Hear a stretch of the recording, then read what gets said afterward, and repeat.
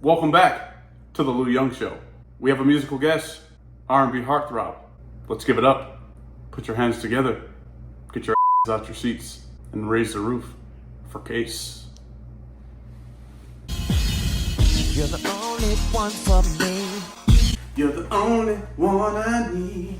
Can't nobody make me feel the way you're making me feel. Ooh, and you know that love is real. Ooh,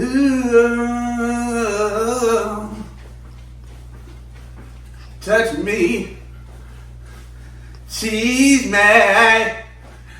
Oh yeah, I'll spend the night with you, with a promise you will do all the things to make me feel, and you know just what I mean. 'Cause tonight you taste like ice cream. Ooh, oh, I wanna make you fall in love, make you touch the stars above, and you know you'd be my friend, and back again and again, and again and again and again. Oh, oh. Listen here, ho. Oh, touch me, tease me. Oh yeah, I'm gonna explode. All you gotta do, can you feel me? Is hold on tight and don't let go. Tonight, oh yeah, I'm gonna, Chris, I'm gonna, oh yeah. Oh yeah, oh yeah, yeah. Tonight, oh yeah, oh no. I'm gonna, don't let go. I said don't let time leave. I'm coming, bitch, I'm coming. Feel me. Oh yeah, ooh-wee. Welcome. Hey, clap it up, man. Real quick, clap it up. You know what I mean? This R&B, got R&B royalty in the place to be at the Lou Young Show. It's summer's almost over. It's time to start singing to these hoes again, man. You know what I mean? All that city girl shit, all that. Come on, man. You gotta really cry for that coochie right now. What? Grammy nominated? Twice. Two-time Grammy nominated. Come on, man. You'll hear this you probably got birth to these songs. Honestly, without these songs, you might not be here. So you gotta thank God and you gotta thank Case. Let's give it up for Case, man. My man. You know what I mean? Appreciate Yes, sir. Good to be here. Man, this is one I did. I'm a big fan. Appreciate I'm talking about like I would say like an old soul, even as a kid. So like, you know, when I went to college, if I brought a girl back to my dorm or something, oh yeah. I had a nice playlist. You know what I'm You saying? gotta have that. You know you what I gotta mean? have Like that. it was called the Sweet Lou playlist. Oh yeah. You know what I mean? And oh, you was scoring. yeah, you know what I'm saying? Like Yeah. triple double. All You know day. what I'm saying? All day. You know what I mean? So I definitely had Case in my playlist right there. So, man, your influence, impact on the game is, I mean, out of this world. What's been up, man? Yeah, I just been working. Yeah. Doing shows, about to go on tour. November 5th, 112 in total. Got new music coming out. I got 2 albums done, so we're just gonna drop a single like every month and a half. Okay. So just keep it going. Now the tour, is that you said 112 in total? Yeah.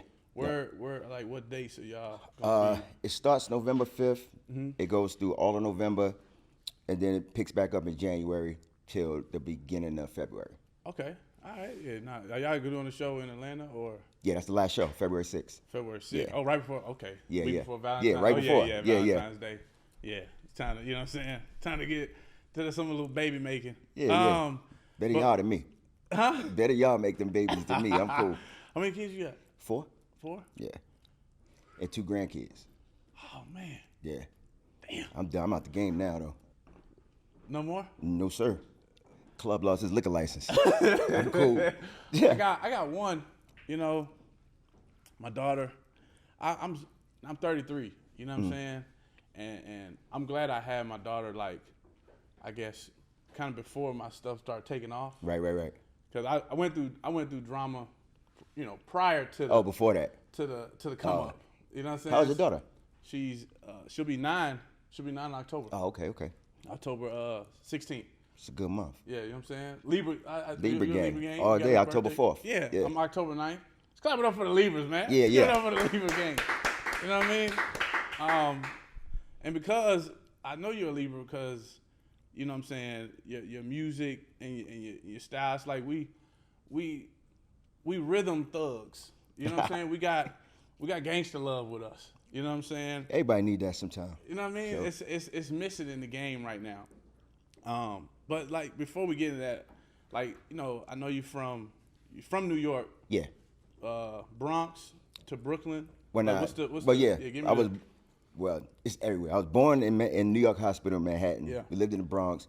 Moved to Brooklyn when I was like 4, and then moved to Mount Vernon when I was like 15. Okay, so I'm familiar with like up north. I'm from DC.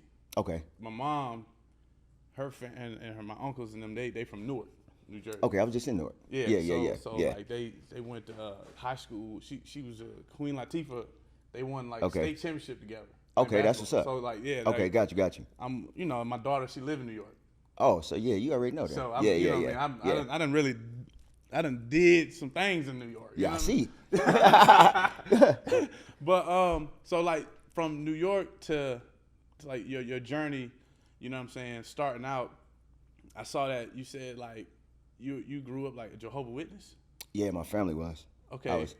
I didn't want to be, but Right. I didn't have a choice. But like with your talent, your career, I don't know much about Jehovah's Witness, but only thing I knew about Jehovah's Witness is like if you as a kid, if you watched the Jackson 5 movie.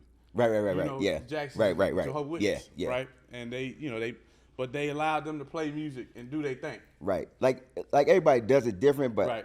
at my house they was like, yeah, you're not doing that. Right. So when I got about 16, 17, I was like, I'm out then, because Right. it was what I always wanted to do, like since I was a little kid. So I guess with your talent, knowing you had talent, right, and you sing, because your pops could sing. yeah, Right. yeah, Knowing that your talent and everything like that, and you didn't really have the support, I guess, backing from your family at the time. Right. Because you had to go out on your own. Like, what was your mindset? Going into that and trying to reach, now what we call a case now. Well, for me, I'm the type of person that just gave me more fuel to go Right. harder. Yeah. Like just like when people tell me I can't do something, that's the best way to get me to do something. Right. Because I'm like, okay, bet. And I ain't never gonna say I told you so, but you're gonna see it. It's You know like what I'm saying? it's like I always say, I had a coach, I played ball, and he always told me, he said, we ain't gotta prove nobody wrong. We just gonna prove that we right. Right. Exactly. You know what I'm saying? Exactly. Prove that I know I'm right. Right. And they gonna see. Yeah.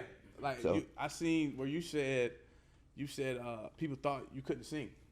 Yeah, because when Touch Me Tease Me came out, it's Yeah. not really a singing song. Like it's kind of like talking. Right. And so that just spurred me on. When I did the second album, I'm like, all right, let's go. Right. So it's like you come out the gate with the Touch Me Tease Me. Yeah. Right.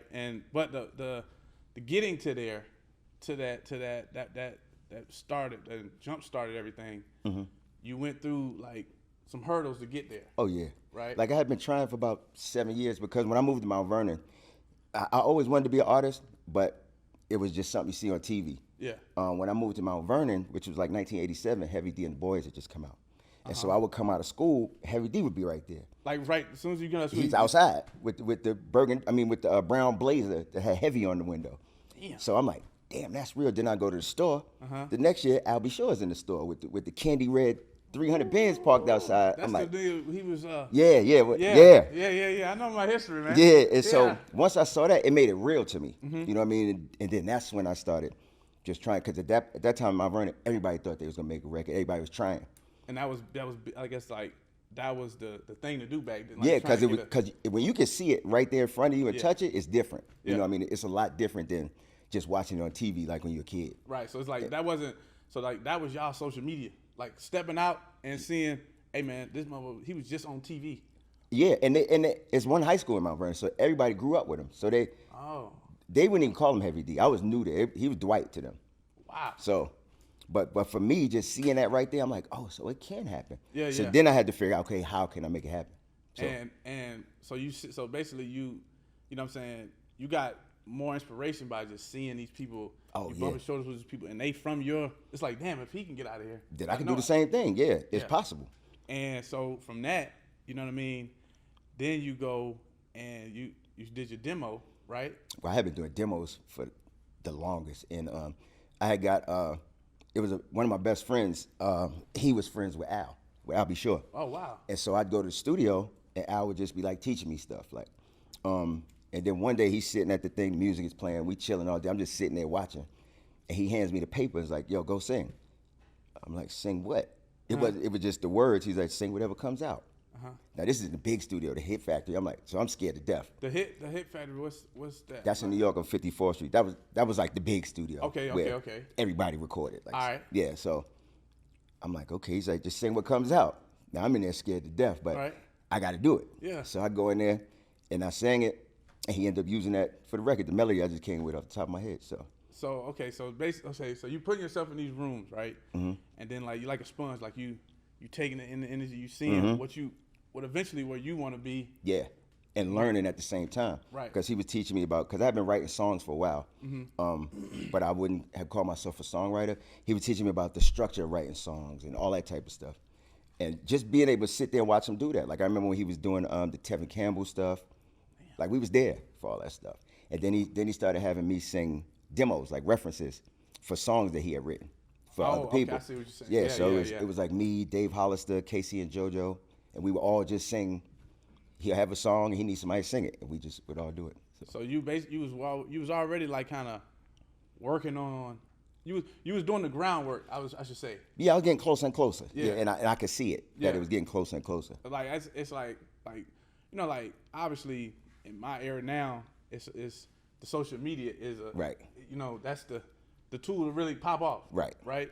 So the groundwork is like folks just want to. They say, okay, if I get one, it'll go. Right. But a lot of times, like for me, like with content or whatever, right, and how like I kind of got my jump start is like I'm glad like the first one I did didn't pop off, cause then say that first one you put out pop off, then it's like, all right, what do you got next? Or what else you got? Yeah, that's always gonna be it though. Yeah. And then but it's like, but I feel like when you've been putting in that work, you like, oh shit, I've been doing this. And that's how you got to think of it, like, and you don't even have to have it planned out, because I didn't, but I knew, okay, Touch Me, Tease Me came out, it's a smash hit. So now I'm like, okay, I got to keep going, just do what you've been doing. Yeah. You know what I mean? Just, that's all you can do. Now, you going to, what's the name of the high school? Mount Vernon High School. Mount Vernon High School. And your classmate, right? Help, who the classmate. Right, I was, well, the times when I did go to class, I had Misa Hilton. She was a stylist, and she was starting a management company. Okay. And I ran into her at one of Heavy D's cookouts. Okay. And he used to do a cookout every summer, so everybody be there, LL be there, just all kind of people. And so she came, she was like, I'm starting a management company. I know you've been trying for a few years. I'm gonna see if I can help. So she got Faith and well, first she got Faith to write. Faith Evans. Yeah. Okay. So she wrote a song for me called Don't Be Afraid. So then I demoed it. My homeboy KB put me on with Kenny Smooth, who has Spoiled Rotten. Okay. So I signed with them as a production label. Then Russell Simmons of Def Jam, he was looking for male R&B artist, and he heard the song that Faith wrote. He was like, I bet I'm gonna mess with him. So and Russell. So y'all don't know that's Def Jam. Russell Simmons. So Russell Simmons signed. The first person he signed was LL Cool J. And I'm the last person he signed. You're the last person he signed. Because he left after that. Yep. That's come on, Yeah. man. Come on, man. Yeah. What we talking about here? Yeah. I don't know if you Negroes is watching, but I know my fucking history. Yeah, I see. You know what I'm saying? I see. I'm a real deal. Like I'm R&B. if I'm riding the car, I can't hear all rah-rah all day. Like, I gotta slow shit down. Yeah, sometimes, yeah, definitely. But then you know, it's the time and the place. Yeah, I was just for about to say that. You know what I'm Yeah, saying? yeah. Like, Sometimes you gotta smooth it out. yeah, Yeah, you know definitely. what I mean, so and the reaction, especially if a nice lady riding with me, you know, her reaction when she sees my vernacular and music. Right. She like, all right, let's Yeah, go. Yeah. you know what I Now mean? she start calling you Sweet Lou. Yeah. That's how that go. Yeah. You know what I mean? So, but so for going from that, and then you said Faith Evans helped you write that song. No, she wrote the song. She wrote the song. Yeah, she wrote the song. Don't be afraid. Damn. She So, wrote it and sang it, and then I went and sang it over. She did the demo and all that. Now I seen this is a true story, but you said you ran into Biggie Smalls at the time. Yeah. It was funny. I talked to Biggie about that one day. Wow. So what happened was Misa had sent me out to Faith and Biggie's house to hit, because, you know, back then there wasn't no email or nothing. So I had to go get the CD. Uh-huh. So me and my man KB I was talking to you about, we go and she's playing a song for me. I'm like, all right, cool. She gives me the CD. Now we had a rental car. Uh-huh. So we leaving now. So Big comes in. He looking at us because he like, who's these? Yeah. So she introduced us, whatever. So now we go outside, get in the car won't start. So now we sitting outside across the street from their house. They come out to go do something. They come back, we still sitting there. I'm like, yo, we look suspect as hell, yo. Because he just seen y'all. And he don't know who we are. Yeah. And we in his living room. 4 hours and now later. 4 hours later, we sitting outside. So we waiting for the tow truck to get there. It's rush hour. Mm-hmm. And so we sitting there, we was out there like 6 hours. Especially rush hour in New York is different. Exactly. And I'm like, yo. It's over with. I'm like, yo, B, we look like we up to something. Yeah. And he was like, yo, I mean, we can't do nothing. So finally the tow truck came, we left. So I talked to him about that once the records and stuff came out, I ran into him, we laughed about it. Nah, man, that's legendary stuff. That's like stuff that, you know, only happens when you trying to reach a goal or dream. I feel like shit just be happening. It damn sure do. You know what I'm saying? I'm like, yo, out of all the things that can happen right now, though, I'm like, this is crazy. But it's legendary because then that catapults you going into Touch Me, Tease Me, right? Like for me, I'm a movie buff, so I mean, a big Eddie Murphy fan, so I remember when Nutty Pressure came out, Touch Me, Tease Me was on the soundtrack. Yeah. And I feel like this is back when, like, movie soundtracks was like a real deal They was popping. thing. Yeah, they was popping. You know what I mean? They was popping. Like It really started with the Boomerang soundtrack, because first it was Bodyguard, and then Boomerang. That's when they started taking off. Yes. Yep. There you go. Yeah, that Boomerang soundtrack jumped it off. Everybody was like, okay, we need that. Yeah. So yeah. And it's like it's another way to promote the movie and the music, and the because music, yeah. when you put it on the soundtrack, the movie company pays for half of the promo, so that's always good. Of that song. Yeah. So if it was just us putting out, it'll come out of my budget.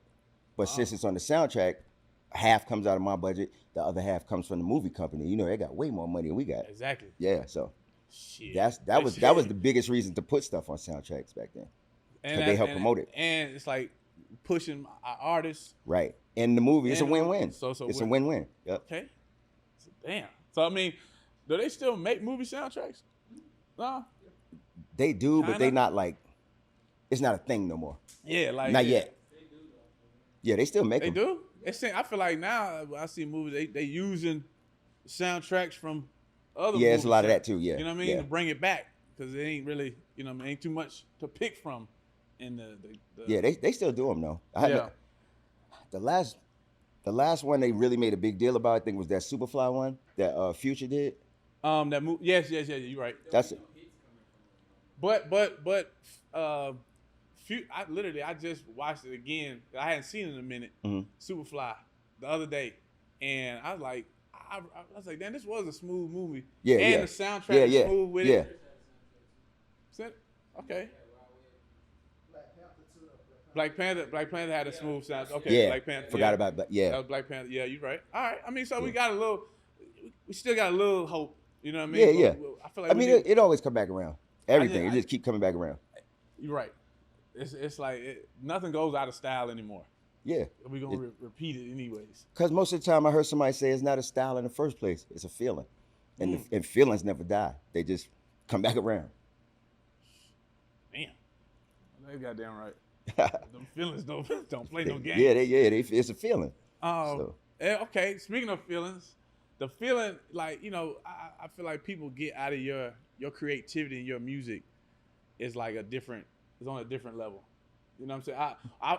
For me, I feel like it doesn't get enough attention to the feeling that it provides for people. Like, you got songs that, I mean, they stand the test of time from the 90s to, what we in? We 2020s 2025, now. yeah. You know what I'm saying? Like, you'll be on TikTok now and you'll see Happily Ever playing. Yeah. And then they had that Missing You trend that just You know what I'm saying? Like, whether it's they trending with a dance or this and the third, like, it's people don't even realize. I don't think people realize who they listening to. Right. And you know what? I went, my daughter's friends didn't realize, like, she would sit there, she didn't tell them at school, and she was like, yeah, my teacher's in here playing Missing You, but she has no idea. That's just my dad. Yeah, and then I dropped off at a birthday party a couple weeks ago, and they was like, they was like, oh my God. But see, my plan from the beginning was always I didn't want to make stuff that was trendy. Okay. Because the goal was never to make a hit record. The goal is to make what I like and make something that people want to listen to later on. Because my moms and pops, when we was little, my grandmother had us all listening to Ray Charles and James Brown. That stuff was 30 years ago. Yes. And all the way through. So my thing was, if I could make music that people want to listen to in 30 years, then I did my job. Yeah. I mean, shit. 30. I'm 33. Yeah, it's been 29 since the first one came out 29 years ago. So I mean, it makes sense. Like, I mean, like, and you didn't, I guess, suffer from like that sophomore slump of albums. Like, I feel like even the second one did way better than the first one, and the third one did better than that. Yeah. And so, like, obviously the jump start was the Touch Me, Tease Me. Yeah. But I feel like you dug deeper into your creativity bag and what you really like. Right, as opposed to the first time I was on a production company, so I might like it, but then the production company has to like it, and then Def Jam has to like it, and sometimes you get lost in it because you got the least amount of power. Like, so at that they time, just got you off the street. Yeah, like and it's like, motherfucker trying to get a check. Yeah, we're trying to get up out of here. Yeah, exactly. And it's almost like you at the expense of wherever they want to take you or point you to. And you can fight for what you want, but sometimes you win, sometimes you lose. Yeah. And at that point, it's like, shit, I'm trying, like, that's why I guess when you see a lot of the stories, like the music industry, or music business, I should say, like, it'd be a lot of messed up deals. Yeah. Like, did you ever have to deal with messed up deals at all? Or I had this conversation with somebody the other day. I wouldn't call it messed up deals. This is what I always say. When you broke and you sitting in there and you have a lawyer, now I vividly remember my lawyer being like, okay, this right here is messed up. So it's up to you if you want to kill the deal over this or can you live with it? And I remember specifically saying, all right, yeah, I can live with that. But then what happens is when people start getting some money, they forget they said that and start talking about the contract is messed up. But I'm sure your lawyer told you. It's just that when the money comes, people forget that. I remember telling her, yeah, I can live with that. Yeah. And I'm like, we'll fix it later. And that's what I did. So I wouldn't call it a messed up contract because I signed it. I think it's like, okay, you start, like you say, the money start coming in, right? Yep. And you know what you saw. Like I think people actually forget that they said that. Because in that moment, in that moment, you'll do anything to get, because this is what you always wanted. Yeah. And I'm like, and they'll tell you, she'd be like, I wouldn't kill the whole deal because of this, trying to fight this. She's like, it's up to you. Can you live with it? Yeah. I'm like, yeah, I can live with it. And you got to remember, you broke. I had just been homeless for like a few months. And so I'm like, yeah, I'm going to sign it and I'll deal with that later. Yeah. But I think that I know for a fact that a lot of people have been through that, but then once they not broke no more and they see how much money it is, they forget about when you was broke and you did sign that. Now that money coming in. Right. And you feeling good. You spending that motherfucker too. Right. And now you're like, wait, there's more. Nah, you was broke and you gave them that. Yeah. And the money that you just made, you spent a little too much, player. Yeah. Like, so now it's a thing. Yeah. Then you look around, he's like, oh shit. I know this just. Yeah. And then you see other people like, damn, they made more money than me. But you just got to remember, if you had a lawyer, then if you had a good lawyer, I don't know any lawyer that would knowingly tell you to sign a bad contract. Yeah. Like there's some terrible contracts out there. And I don't know any lawyer that would advise you to sign it. But most of the time when there is a horrible contract, it's because people be broke and they like, we'll give you this, and people go with it. Yeah. And then once you're not broke no more, then you start feeling like, oh, they got over on me, but they really didn't. So now, okay, you signed that contract, right? You like, we talked about the albums and then the Touch Me, Tease Me. In the midst of the Touch Me, Tease Me, you is you got a little. I would say almost like a little bit of like I would say a little love and hip hop drama. Yeah. Right. Yeah. In the Touch Me Tease Me, because if people don't know, Mary J. Blige is on it, Foxy Brown's on it. Well, Mary's not on the record. Mary wrote the song. Oh, she wrote the song. Yeah. She was in the video though. Yeah, she was in the video. All yeah, right. she was in the video. Yeah. And so you had drama with that because y'all had a little, Yeah, it was drama, but it wasn't. I don't really consider that drama. That's TV drama. Like like because when I was out on the street, we used to have drama. Right, you know what I mean? So right, stuff like that. That's that happens. That happens. So like okay, so with I guess for myself, like you start when you're in the you're moving up in the industry, right? Mm-hmm. And you see you're now it's like the company that's around or the women that are around, they do what you do. Mm-hmm. They looking different, this and third. Like the right, temptation, I would say for myself, it's like the temptation is like, oh damn, it's like damn, that's Mary J. Now it's like I gave in the temptation every chance I could. I ain't gonna lie. It's like you know what I'm saying? It's like I ain't even fight back. I ain't even fight back. You remember like I ain't gonna lie. I can only imagine. Every chance I got. I'm just was homeless. Yeah. And I'm sitting next to Mary, and I'm about to do Touch Me, Tease Me on Nutty Professor. It wouldn't matter who it was. I ain't even try to fight it. Till I got older, I'm like, I need to chill out. But at first, I'm like, yeah, all of them. Let's go. Because you're young. That's the first time you're having real money. You're like, oh, this is fun. I saw this on TV.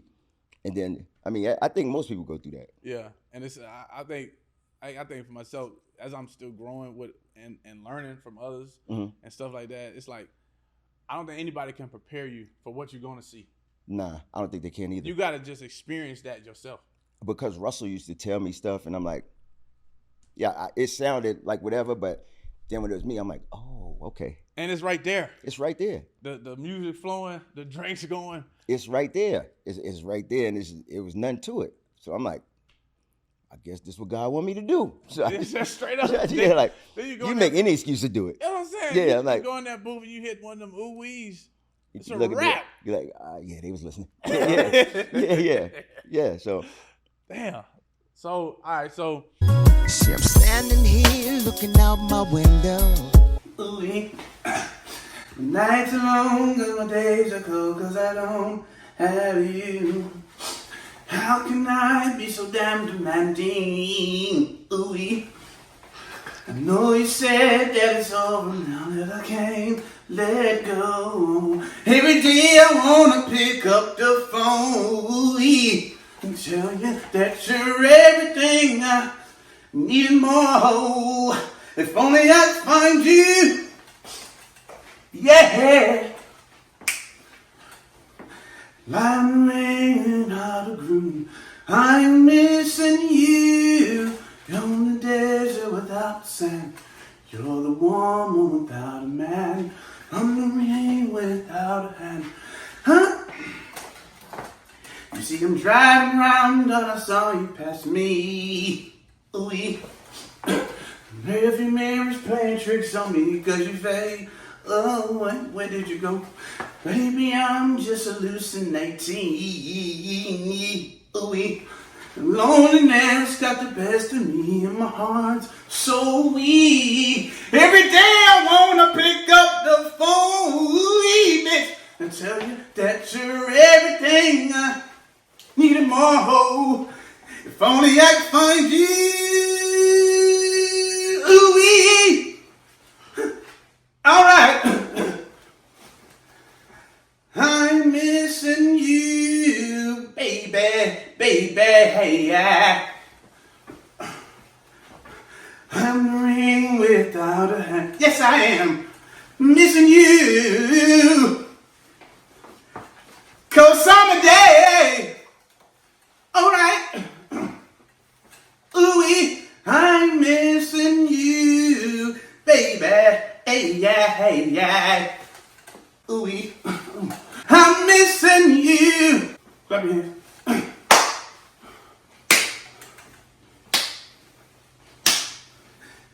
I said,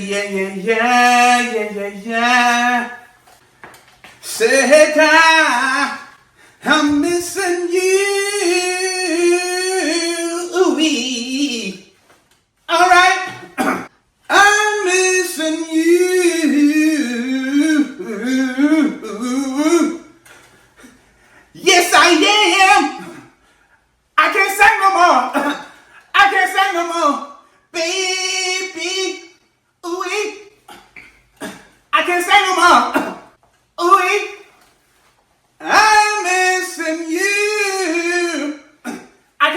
on.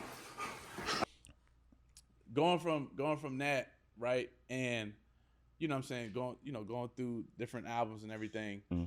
I see where you said like at a moment with like we talked about the music business Mm-hmm. and stuff like that, and having that success, and then within the success, adversity or seeing how people do little, I would say slimy little things or behind your back, this where it messes up the engine or the motion that we done built up. Right. Now it's like and you're the most affected by it. right. Yeah. And the talent. Yeah. And you know what I'm saying? Yeah, that's what I this mean. is your bread and butter. Right. You feel me? Right. So it's like y'all messing with the creativity or throwing little things in the game. Like how did you, I guess, overcome that and deal with that adversity? When it came to that, I went through a phase where I was just like, the business of the music business made me stop loving the music. And so I got to the point where like, I'm just not gonna do it no more. Like I didn't even like music no more, and I thought I'd never say or feel like that. Like stop writing music, everything. Everything. I stopped everything. I wasn't doing shows. I wasn't writing songs. I wasn't recording. I damn near wasn't even really listening to music. Like you just went like, and that's probably like a dark spot. Oh, it's real dark. It's real dark. And I remember I had called Charlie Wilson, was telling him about it. He was like, man, don't let them steal your joy. I'm like, I think they got it already. He was like, nah. He was like, what you do is, he's like, you write songs, make sure you write a song every day. He's like, most of them gonna be trash, but just keep writing them every day. And he was like I talked to him a few times. And then a couple of things happened. After a couple of years, my grandmother passed, and she was one of the main people that would push me to sing. I would do concerts for company at her house. Okay. And then a month after that, Michael Jackson died, and that was like my idol back in the day. So what that did was make me start going back and listening to music from when I was a kid, and then that sparked it back up like it did when I was a kid. Like that, where that love started from. Yeah, it took me back to that. Yeah. And then that's when I was like, all right, yeah, I'm gonna do it. Yeah. Because it just sparked it back up, just them two things. And then sometimes take a little loss or something that would remind you, it's like that's that kick in the ass you need sometimes. Yeah. Yeah. And that should have hit you when you least expect it. For real. But that's exactly how it happened though. And then and you got that love back. And so Charlie Wilson, so y'all, isn't that well? I'm gonna see. Is Living It Up like isn't that a little bit of Charlie Wilson? No, that's Stevie Wonder. That's Stevie Wonder. Do I do? Yeah. Okay. But before that, when Charlie Wilson had his first comeback album, I had written a song for me and him, and we did a duet on that album called I think the name was Bridging the Gap, and we did a song together. So we was cool after that. Okay. So yeah. All right. So, damn, that's like legendary stuff. Man, let me tell you, I wish it was iPhones, because I'm sitting there. He's like, "How you want me to sing it?" I'm like, "Do whatever you want." So he's in the booth doing his vocals, and I'm sitting on the floor behind him like a little kid. I got home, I was like, "Yo, Ma." And how old were you at the time? I was 27, 8, something like that. You grown man. It's like I was grown man. Yeah. Like, oh yeah, it was. I turned right into a little kid. Yeah. I tried to hide it because people around, but they knew as soon as I went and sat on the floor behind him while he's singing his vocals. I'm like, yo, I'm sitting in the booth while he's singing the song that I wrote. I'm like, yeah, that's crazy. Is there like anybody, I say like you haven't worked with that you would want to have work with, or Babyface? Babyface definitely. I pretty much worked with everybody else that I wanted to work with except him. Yeah, Babyface. Yeah. And he like, he's the truth. What do you think is like it's something in his pen game or his knowledge or something? Nah, his melodies, his lyrics, he's just different. He's different. Like when you hear somebody or some tone or somebody's song, it's like you can actually hear him. Yeah. His influence in that. Yeah, you can hear it. You can hear it. Him, Jam and Lewis, I got to work with them. Okay. But yeah, like people like that, they just different. Like, cause you gotta think about it. They've been making smash hit records, not hits, for 40 years. Jam and Lewis, damn near 45 years. That's I feel like they should really pop with that Rhythm Nation. Nah, they did a bunch of shit before that people don't realize. They did the SOS band. Oh, they was with Prince and them too. Yeah, at the time. Yeah, they did. They did so much old stuff, like stuff that you like. Encore. Your good love deserves an encore. They did that. They did Tender Love, the Force MDs. Okay. That's from like the early 80s. Like, they just different. Babyface did his first joint was Rocksteady. He was 15. The Whispers that we begin to rock. That's Babyface when he was 15. Steady. Yeah. That's what I say. They've been doing it forever, and they just different. So I got to work with Jamie Lewis, but Babyface I didn't get to work with yet. Yeah. Yeah. Yeah. Now we getting that. Yeah. You heard it. We're getting that done Yeah. on the Lou Young show, man. Yeah, man. That'll really.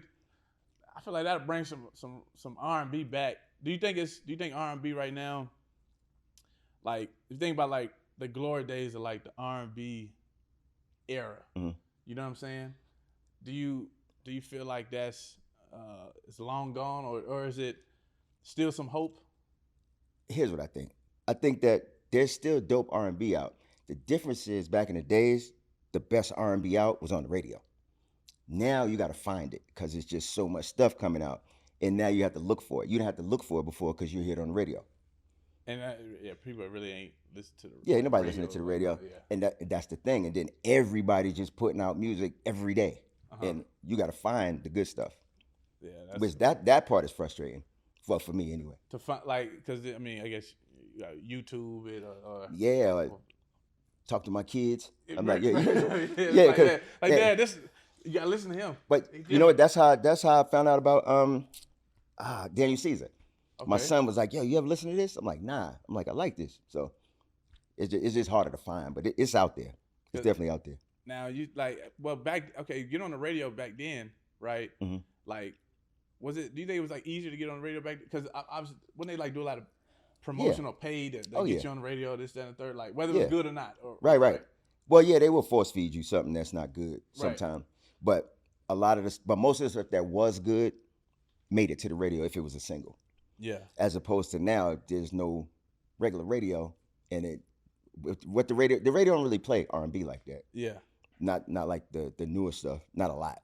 But there's some real good R&B that you might never hear if you don't dig for it or somebody tell you about it. Out right now, or it has been over the past few years. Yeah.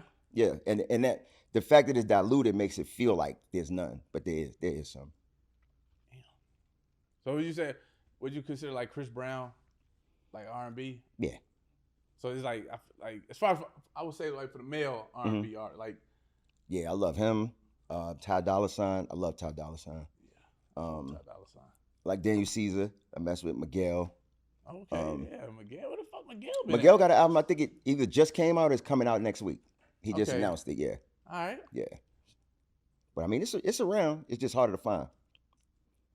I feel like we. You know what I'm saying? Where we at? I need like because it's like I could imagine like back then, especially like you could be probably like out hanging and somebody ride past and your song being played blasted. Yeah. Like what was that feeling? You know what's crazy? They always ask the first time you heard this song on the radio.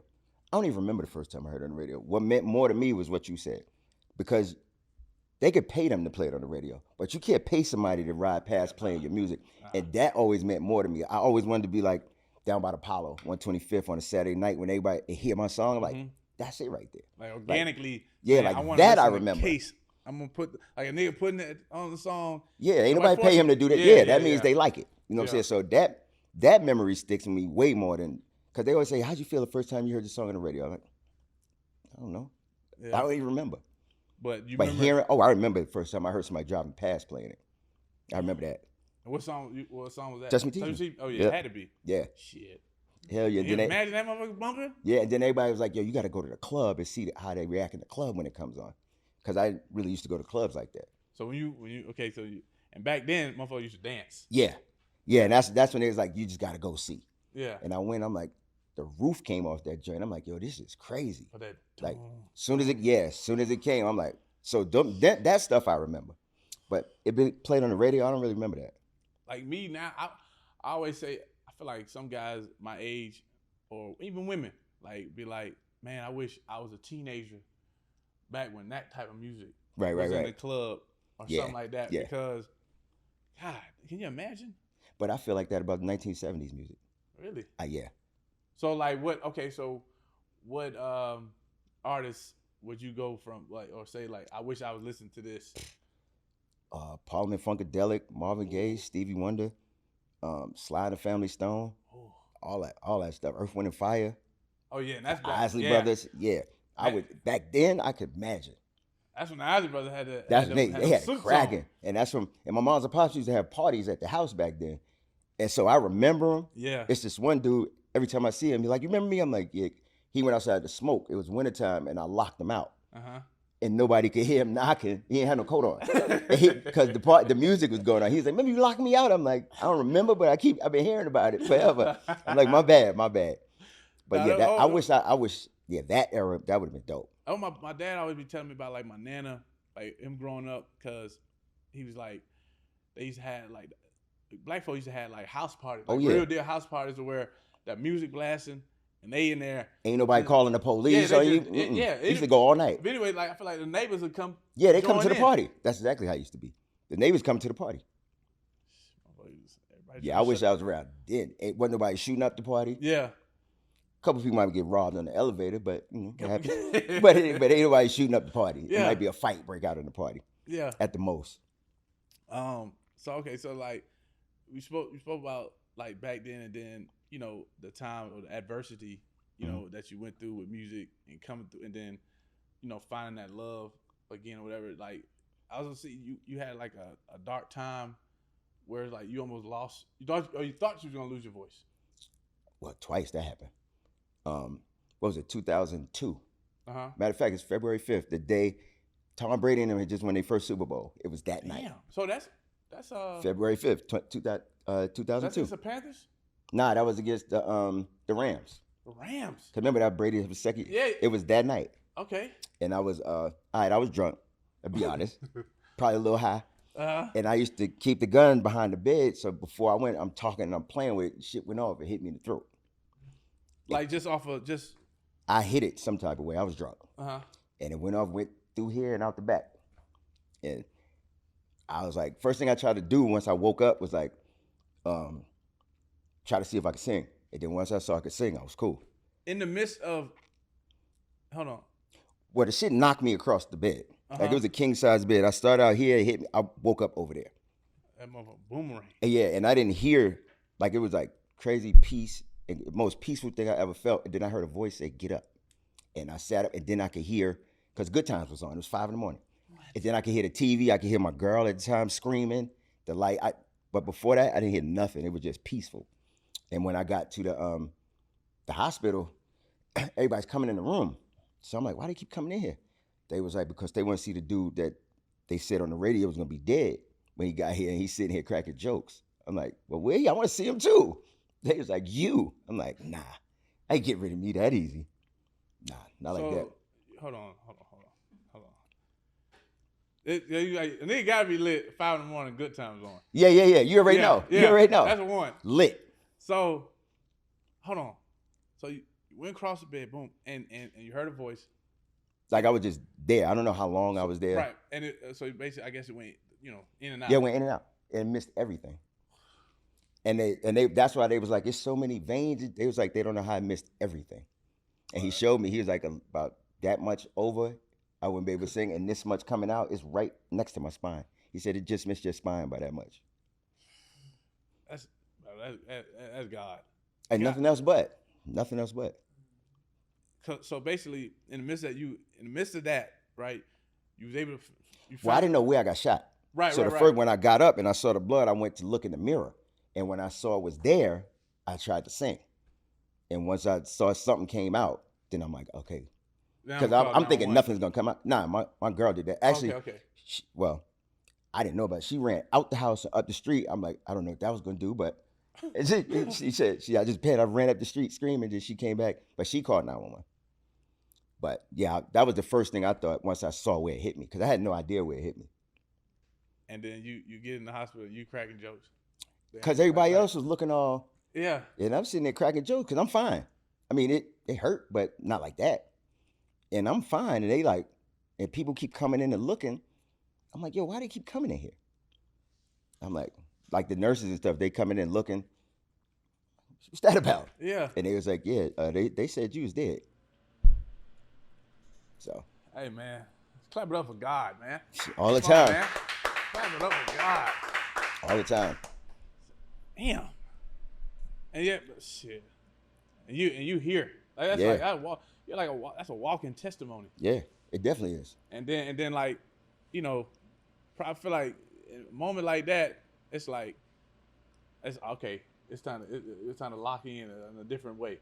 Stop the dumb shit. Yeah, that's Yeah. that. Yeah, that's that moment. Yeah, it's like you look like I can only imagine. I can only imagine shit, but like, it's almost like a nigga had one of them nights you almost like you forgot to put a rub on or something, and then you go to the doctor. Yeah, and just like it's like that. Hey man, God, just get me through this. I promise I'll It's put one. that It's on.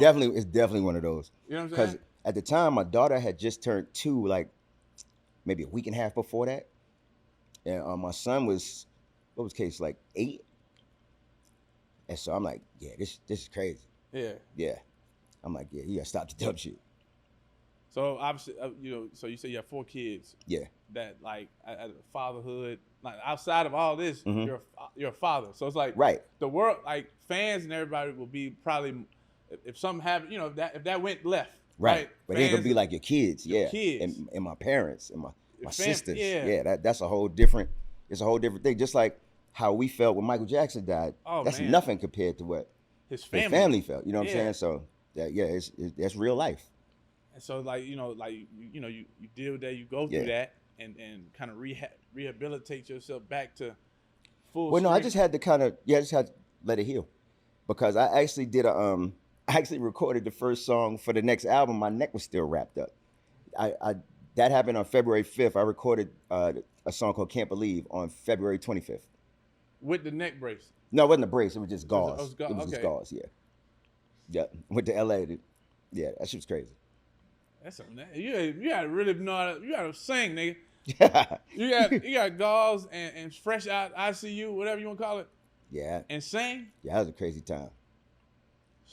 I always said, I wish I could sing. Like, if I could sing, it'd probably be over for me though. Just because. You be out here wilding. Oh man, like when I'm in that car. Mm-hmm. Oh yeah. I'm playing. I'm like driving around, thought I saw you. Like I sing that shit. You got to. If I could really sing that Them shit. car sessions be the best though. But if I could sing that shit, I got 1 kid. I'm 33. Oh yeah, you probably have some more. Yeah. Some more I don't even know about. That's how many. Those the worst ones. That's the worst ones to have. I hear. I don't Oh, know. I'm I heard. Nah, I don't know. I hear. I heard. I mean. I'm gonna come up to you when you about 50, like, Dad. But I know somebody that's happened to like about 3 times. Same person. The kids be like 21, 22. It seemed like every couple of years I'm like, another one, yo. He like, yeah. My dad said he think he has a sister in Vietnam because my granddad fought in the war. Oh yeah, yes, it's a gang of that. Yeah. So I can only, and at that time psychedelic. They call it psychedelic. Yeah, that's yeah. In that the era, heroin and all that, and it was over there. Yeah. Oh man, they wasn't putting no rubber on. It's probably a bunch of. I don't even think they had rubbers in Vietnam. That's what I'm saying. They were like they had heroin and they had pussy. And they had that, and they get guns. Yeah, that's it. Yeah. Like we gonna get it in. Yeah, we all probably got siblings out there and relatives. You got syphilis? Like that? You know what I'm saying? What? Yeah, that's crazy. That's a crime in itself. that's allegedly. Yeah, allegedly. That's all alleged. We don't know these it's things. alleged. These folks got families now, man. Yeah. And they don't turn their life over to God, so we just gonna. They're gonna deal with him with that. Yeah. They can deal with him with that. I'm out of it. For real. So okay. So now, like you say, there's some guys that you listen to now, right? Mm-hmm. I guess who are some of your I guess your top 5 or your biggest influences that gave you the idea, like, hey man, I want to get out here and sing. Well, it was the Jackson 5 when I was a kid. Me and my cousin used to get in fist fights because we used to do concerts at my grandmother's house. We'd fight over who was going to be Michael. Ooh. I was a little older than him, so I won most of the time. Yeah. But it was the Jackson 5, Stevie Wonder, Marvin Gaye, Smokey Robinson. Smokey Pen Game, nasty. Yeah, nasty work. Now his is a whole nother level. I talked to him one day, and he was like, actually they snuck me. So I was saying that I liked him as a writer, and I went to the bathroom. And we was taking callers. I come from the bathroom, and he's like, all right, we're going to take one more call. It's Smokey Robinson. And I'm just sitting there like, most of the conversation is him talking to me and me going, wow. Like, that's Smokey. I'm like, Smokey. wow, yeah. Yeah, I'm like, all of them type of. I seen Smokey Robinson perform. Recently? Not recently.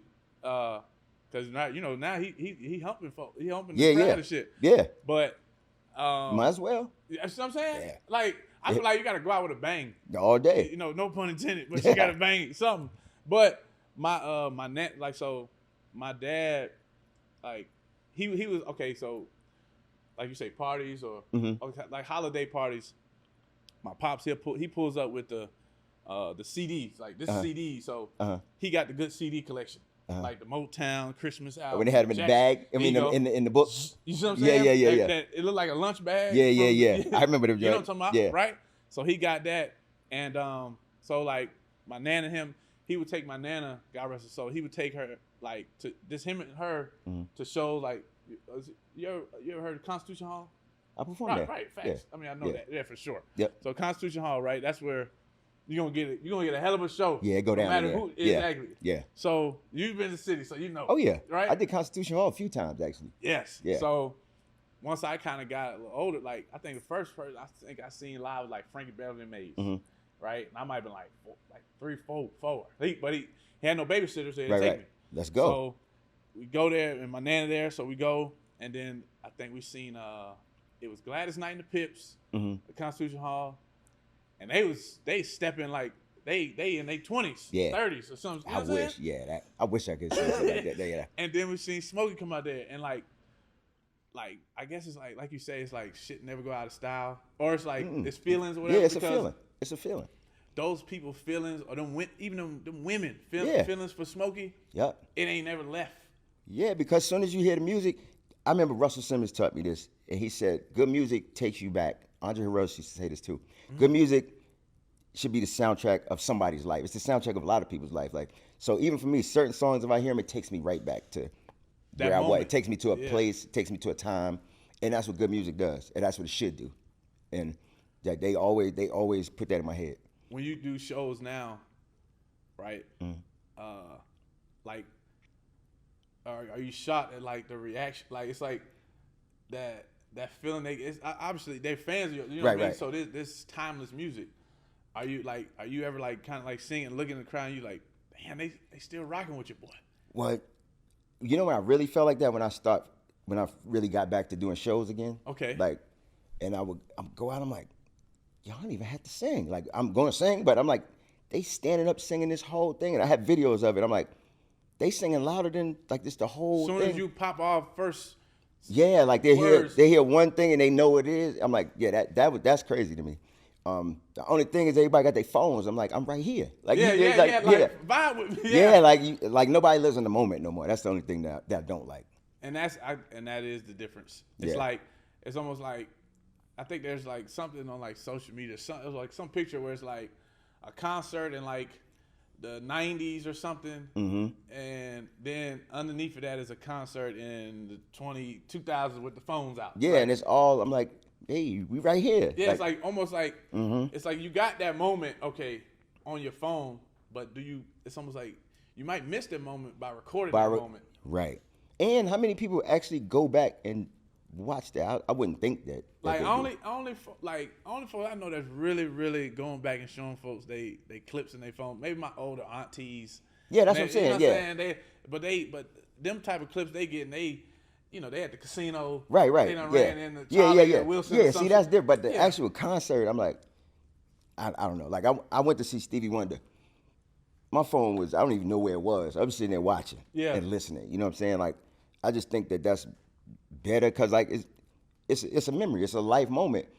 And people can say what they want. To me anyway.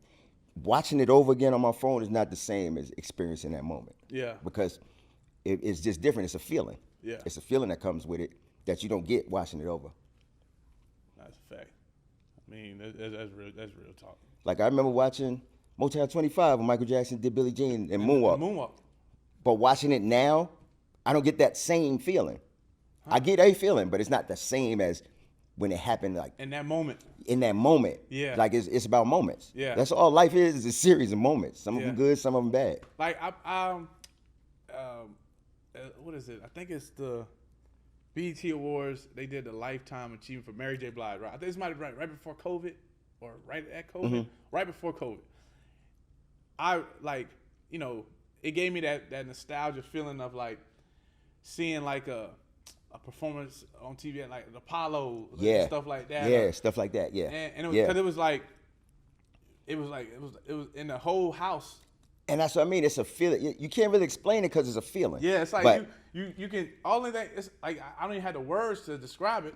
Because it's a feeling. And I'm looking around. But you know it when you feel it. And I'm looking at everybody. Everybody just. It's an energy in the room. And nobody in that moment is doing like this. Right. We in here. And I wouldn't imagine that the people, because I've been places and recorded stuff, not like concert, but I don't think that you would get the same feeling watching that back as in that moment because it's the energy in the room. Yes. The energy in the room is not on that recording. So. Yeah, no, that's facts. Outside of, your music and everything and your established career, great career. Are you like, I know you play sports coming up or I did, but yeah. They wouldn't let me play sports either because of Jehovah's Witness. What? I used to play baseball, basketball, football, but I couldn't be on no teams. Because I wanted to play baseball too, but they was like, yeah, nah. So what kind of so what kind of Jehovah's Witness, like, cause when I think of Jehovah's Witness, you think about like the Friday movie and they knock on the door. But yeah, but you see, there's more to it than that. Okay. Well, it's basically the teachings are that you're not really supposed to associate with anybody who's not a Jehovah's Witness. It's in a nutshell. Damn. And that's why I couldn't play sports because it was considered worldly or whatever. So. And like you don't know their religion, this, that, or so. Nah, you don't need to know their religion as long as you know that they not a Jehovah's Witness. That's it. Yeah. Fuck, dude, Yeah. So around here, man. Yeah. Hey, cake your ass on it. Hey, you ain't one of us, man. Who is this nigga on this here nag? Nigga word up there like, I'm like, you gonna let that nigga in the house? Yeah, he got to go. Yeah, boss. Who is this nigga on this here nag? But yeah, that was what I wanted to do. Mm-hmm. But are you a fan of any sports team? Who are your players or your teams that you? Pittsburgh Steelers, New York Yankees. Pittsburgh Steelers. That's a Steelers fan right there. My man. Pittsburgh Steelers, Yankees. Okay. Basketball. I stopped watching basketball really once all my friends retired because it's not the same no more. So So your music in that sports era, right? Because that's prime. That's like when it came out. I was with because AI is my man. So we went to his draft party when Touch Me Tease Me was out. We went to his draft party. Fuck. And then we hanging out. But yeah, once all them dudes retired, like I used to go to games and he'd be like, yo, they said somebody had a bottle of liquor making drinks in the second row and passing them down. I'm like, word? He like, yeah, they said it was you. No. At the game. Yeah, see, in the second row. And that's maybe how you can sneak some shit in. Yeah, especially coming in with him. Oh, yeah. Facts. Yeah. But yeah, once, because now it's like, even though they might not have hated each other, but there was some rivalry. Now everybody friends and yeah, it's like it's I think Gary Payton mentioned it. He was like, he said like, okay, I'm with Seattle. I'm on the West, right? And now All-Star game, okay, we could be friends. It's a party. Yeah. We fellowshipping. But he said, nigga, as soon as we fly back to Seattle, wherever we go, I don't mess with you. Fuck, I see you, nigga. That's it. Yeah. Like that's what, yeah. When my son used to play football, even people I know that played in the NFL, it'd be like, yo, he just tried to kill you, and we gonna go hang out later.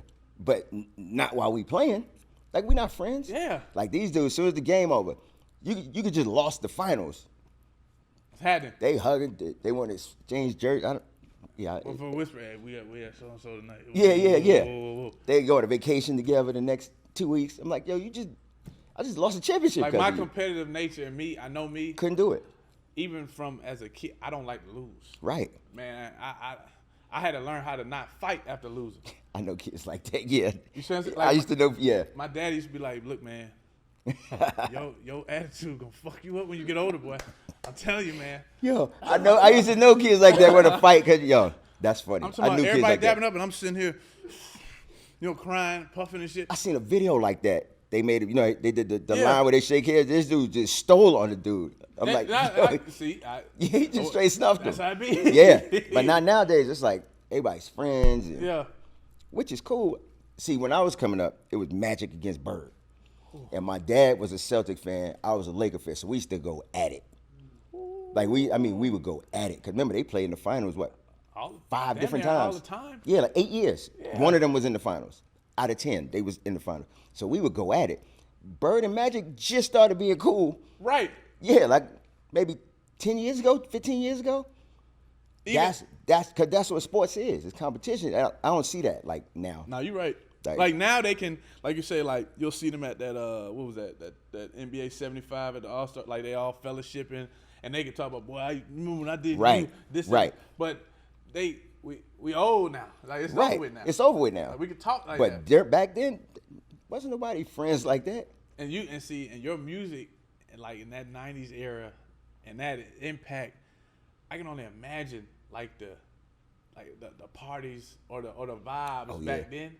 Yeah, there ain't no phones for real. Yeah, ain't no phones. Now it wasn't no phones. And they damn sure they have cameras on them. Yeah, what I'm saying. Yeah, it was a regular phone. Like nigga, I see you. Yeah, I'm gonna see you. Yeah. Yeah. Boom. Yeah, like, it used to be popping. Especially it was a couple of times I'm watching and they was playing the song when they was going to commercial for the NBA thing. And then I'm headed to join. Yeah. So I'm like, oh yeah, this is popping. We about to get into it. But I kind of stopped watching the NBA after that. Like after everybody was cool, we retired. I'm like, but to be at AI's draft party. Oh yeah, we used to have fun. Yeah. I like AI. That's my MJ. Even though I'm a Michael, I always say Michael Jordan is the GOAT, right? Right. I got you though. I got you. AI is my GOAT. You know why? Because he was closer to our size. Yeah. So it felt like we could do it. We couldn't, but it made us feel like that's how the kids are with Steph Curry. Because he's not 6'8". So he seemed more relatable. Yes. And more people can shoot a three than can dunk. Facts. And that's what that is. Yeah. Yeah, so definitely it's like that. My dad, it's like, that's our battle. Right. I'm AI. He Mike. Right. You go downstairs in this motherfucking basement, it's a shrine. Yeah. I got to steal a shrine. Yeah, you know what I'm saying? And so I'm like, you know what I mean?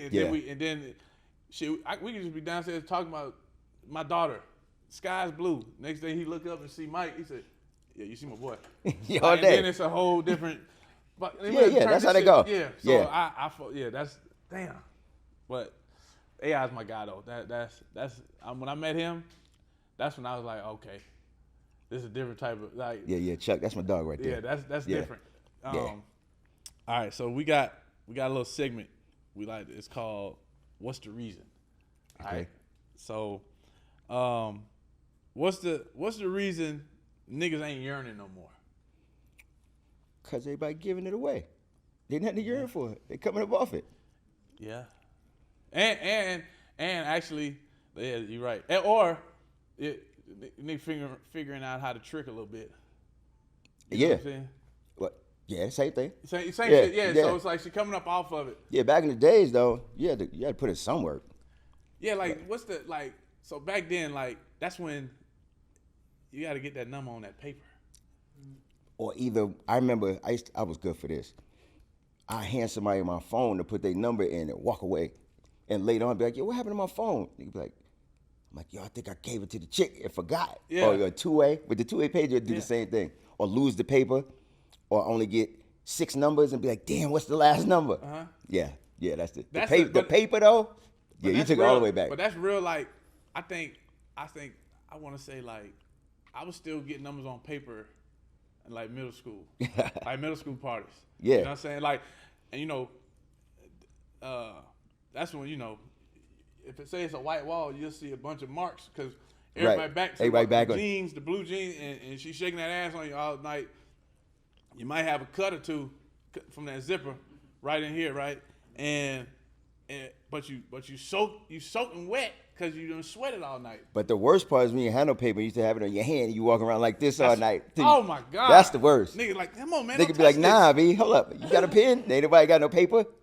You try to memorize it? Yeah, that's the worst. Yeah, so the niggas gotta start yearning again, or I feel like it'll make it last. That feeling might last a little longer if your nigga yearn a little bit. What's the reason "Happily Ever" is the greatest wedding song of all time? I don't know if it's the greatest of all time. I think one of like okay, it's one of because okay, let's think. What's some top? I mean, it's up there. What's some top wedding songs though? Here and Now, Luther Vandross, Ribbon in the Sky. What else? There's damn, that just popped out of my head. The Jagged Edge one. Yeah, Make It Last Forever. Ooh. Well, no, that's more of a reception song though. I'm talking about song that people that sing at the wedding. Yeah, like Ribbon in the Sky, Here and Now, Always and Forever. Oh yeah. It's a bunch of songs, but I'm just happy that it's in that conversation. I think because it's timeless. It's talking about love. Love don't never die. Somebody always gonna be in love somewhere. It ain't gotta be me. It ain't gotta be nobody that I know, but somebody is always gonna find love. Hey, if I could, man, I really wish motherfucker could sing. Okay, what's the reason a woman being able to cook is a non-negotiable or not? I don't care if she could cook or not, actually. Yeah. Which is weird, right? I don't care about that. I know how to cook, but plus I eat out so much because I'm on the road a lot. So yeah. I like to cook. Now when it's Thanksgiving though, like my ex-wife, she used to get down on Thanksgiving. Right. Yeah. Like get in that kitchen. We gotta get right. Nah, you ain't even have to tell her. I was just sitting there like this for 2 days waiting for it. Yeah. yeah. Marinated for two whole days. Just sitting there walking around just hungry as hell. I think the times now is like you got Postmate, DoorDash, Uber Eat. That kills all of that. Yeah. Then Hooga. Yeah, you're gonna eat regardless. But here go the other thing though. See, well, I know when I was younger, my grandmother was older. People grandmothers now be young as hell, so ain't nobody teach them how to and it just goes down the line. It's a new cycle now. Yeah, it's a new cycle. Like I think that has a lot to do with it too. Yeah, the right now I bet you a grandma right now it's probably 38, 40. Could be. Nah. Look. Nah. If she's 38, right? Let's say she had the baby at 18. Think about this. My son is your age. So you had a kid, 9 years ago? Yeah. 9 years ago, I was 42. Yeah, it's in the 40s. Yeah. Yeah, 9 years ago, I was 42. And think about it. People was having kids younger than that. Right. Yeah, so yeah, that's definitely possible. But see, back when I was a kid, my grandmother, I don't know how old she was. I just knew she was older than me. Yeah. But I think she might have been like in her 50s or something like that. Yeah, I think when I was born, she became a grandma. No, well, shit, she became a grandma in her 40s though, cause she had my dad and them when she's like 17. Yeah, and see, my grandmother, I think she was in her 30s when my oldest cousin was born. Yeah. But it's just I feel like then they had older soul teachings with right. My great grandmother, and that was all passed down. Shit, yeah. That's the thing. It's not traditional like that. Yeah, anymore. yeah. I just seen people in the club with their grandkids. I'm like, y'all need to go different places, yo. Like, what the fuck? We just gonna keep the cycle going. I seen the moms, the grandmother. I'm like, and he's like, yeah. I'm like, y'all look good. That look like a whole shift at a strip club. Yeah. Graveyard, lunch, nighttime. Nighttime. I see y'all at the crib. Yeah, that's exactly, yeah. Okay. What's the reason everybody was moving to Atlanta in the 90s? I think because it was cheaper than everywhere else, and it was black people. Yeah, it was new. It was new that black exit. I just seen that. That Magic City. That documentary. I didn't finish watching it, but yeah, it was pretty good. It was. People thought they was coming to Wakanda before Wakanda was invented. Damn. That's what everybody came here thinking it was gonna be Wakanda. It was close. And it was on. Yeah. Atlanta was on steroids then. And like they say to see somebody like. That's not a singer, entertainer, or athlete, businessman, black dude in a suit. Like right, he's a lawyer, a doctor, banker. Like you just see that other places like you saw here. Okay, what's the reason Stevie Wonder is the GOAT? Because Stevie Wonder is 75, and he done had hit records since he was 12. 12. With the harmonica. Yeah. Since he was 12. And then they I feel like fingertips. He was 12. They recorded that live, right? Yep. So I'm trying to tell you, I know my shit. Yeah, that was live. That was live. Yeah. The only thing I love everything Stevie you know, I just feel like they gotta cut their hair off. Well, no, he wears the hat now. Oh, they cut all the time. Okay, okay. No, he still got the beard, but he wears the hat now. Right, so they ain't let him go out there. Yeah, nah, he don't really do that no more. Yeah. But he like whatever. Yeah, I'm me. Nah, Steve. That's what I'm saying. Stevie, I feel like but I like Stevie's sense of humor. Like, yeah, he's hilarious. On he's stage, hilarious. Just like, period. Like, yeah, he's hilarious. I feel like yeah. he's a funny ass dude. He is. Yeah, because like he'll get up and be like, "Yo, if this and that don't happen, I'm driving home." Yeah, he be saying little shit. Yeah, like, he's funny. Yeah. Even at the I think for Jamie Foxx, was that right? Wasn't he on stage with Jamie at the BT? Yeah. Lifetime. Yeah, it was they one was of joking them. and shit, like, and he just they was going back and forth. taking it stride. Yeah. Like even what's that legendary one with him and Steve Harvey? And Jamie Foxx and Steve Harvey. Yeah. And they going back and Yeah. forth, and Yeah. he talking to Steve Harvey like, "I'm gonna whoop your ass." Yeah. And singing it. Yeah. to him. Yeah, he's funny. Yeah. But it don't really get too much better than Stevie Wonder though. Right.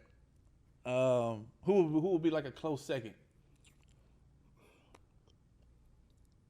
Marvin Gaye or Michael Jackson? Yeah. It just depends. If it's as far as success, it'll be Michael Jackson. As far as the artistry, it'll be Marvin Gaye probably for me. Yeah. And that feeling, like Marvin Gaye, all three of them is. I mean, you can't go wrong. Yeah, you can't go wrong at all. But yeah. shit, I'm just watching Bud Crawford fight, and I think Angel Reese came into the locker room. Oh yeah. He said, "Hope, play that Marvin Gaye." Yeah. You know what I mean? Yeah. Like let me set the mood for the Yeah, vibes. Yeah. You know what I'm saying? So, and that's how long ago Marvin Gaye music? 60s? 50s, 60s? Nah. 2020. Yeah, now Marvin Gaye, it was the 60s, 70s, and the early 80s because he died at 84. Okay. Yeah. But in 50s, 2020, yeah, but in 2025 I on. was saying 50 years ago. Oh yeah, it's definitely 55 years ago actually. But in 2025 on Netflix, my boy Bud said, "Let me put some of that Marvin." Yes, on sir. while I was walking in the Yeah. bench. Okay. What's the reason there are no more powerhouse labels in music anymore? Because the corporations came in and took over the labels, and the corporations don't care about the music or the artists; they care about the bottom line. And so, it got to a point. I saw this in real time.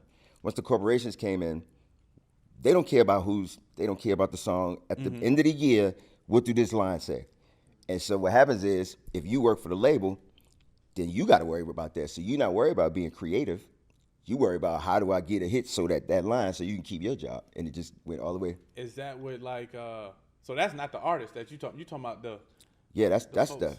that's the people over. So like, okay, they say they put, huh?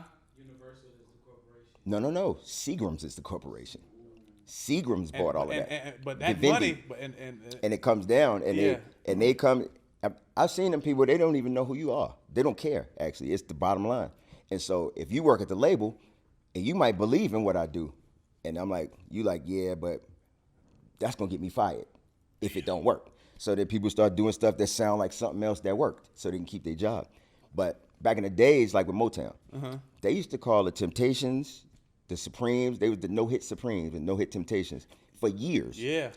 But he believed in them, so he kept on, and then now look. And that's what they did. That's not gonna happen now because if you go without, you gonna get fired Eventually. and you gonna get dropped. Right. That's what happens when the corporations come in. Cause I used to watch the Temptation movie like so much. I just as a watched it kid. again in November. Yeah. And this was when it was on VHS. Yeah, I used to I love put the that shit in Temptations. every time in my nana house. But watching it, it's like he said, no hidden Temptations. And the Supremes was that too. But they still kept coming in there. Because he believed in them. Yeah. But if he had somebody on his neck, like a corporation that Yeah. just gave him how much money, all they care about is at the end of the year, what's their bottom line. And look they like. got, and you say you saw that in real time, so it's like you probably seen like where they don't pump some money into somebody or this, that, or whoever. No, I saw when Seagram's bought, well, first it was Polygram bought Def Jam, and then Polygram sold it to Universal, and then Seagram's bought Universal. And that's Seagram's. They don't care about no music. It's Seagram's. They just want that money back. It's money. Yeah. But you can't do something creative from a standpoint of money. Like I don't believe in doing stuff for money Yeah. that you don't believe in. Yeah. It's okay to make some money doing what you love, but Yeah. it got to a point where people are doing stuff that they don't feel because it's off money. So it's like that passion has. there's no erased. passion in it, right? Yeah, And that's why people that's selling your soul. That's the definition of it. right there. Yeah, that's it right there. So you ain't got no passion. It ain't really gonna. It's not gonna be real. It's not gonna withstand Nope. the test of time. You might make a quick buck, but like you got a birthday coming up, October 4th. October 4th. Yeah, I'll be 54. 50, come on, man, clap it up. Yes, sir. And as about to be 54. Mm-hmm. And I was 24 when Touch Me Tease Me came out. Come on, man. Yeah. And we can still get paid all that. That's I'm not mad at that at come all. on, man. Yeah. Like what we saying. Yeah. That's how you. Yeah, I'm not mad at that at all. That's how you make the dollar bill. What's the reason your life might need to be a little crazy to make great music? Oh, because I think that the best art comes from pain. Definitely. I believe that wholeheartedly. And that's why people say, I heard this, Andre Harrell say this, so I'm not going to take credit for it, but it made sense to me when he said it. He was like, people be like, how come artists, they get drunk and they're on drugs? And he was like, because they're in pain. And he was like, if they weren't artists, they'd just be drunk and on drugs. But they would still have the same pain, but since they're artists, they have a way to express their pain. But he said that's what it is pain. Billie Holiday, you can take it all the way back to all of them people. They had trauma, they had pain in their life. And they shouting at, like, I guess then before like therapy and everything. Now, Right. there's It was therapy. taboo, especially for us. Right. Yeah. You know what I mean? We don't like, ain't Yeah. nothing wrong with my kid. Type. Right. That's you know. Yeah. I remember, you say therapy, that's a bad word. What? Nigga? Yeah. Ain't no What, therapy. you crazy? Yeah, nah. So, but that therapy was, that artistry, getting it out, singing it out, or singing that pain out. Right, But you then- sing that pain out, but the trauma's still there. And you got and that Band-Aid is like the drug, the drink. Right, and that's what happened. But I remember he said that he was like, if they weren't artists, they'd just be drunk and on drugs. It's not the artist that's making. It's not being an artist that's making them. Yeah, like that. That's some pain that like they just so happen to be a talented ass artist. And that's the thing. Like, there's so many people that walk around now that, you know what I mean? Crackheads is talented as hell, but they just never had the chance, like for real.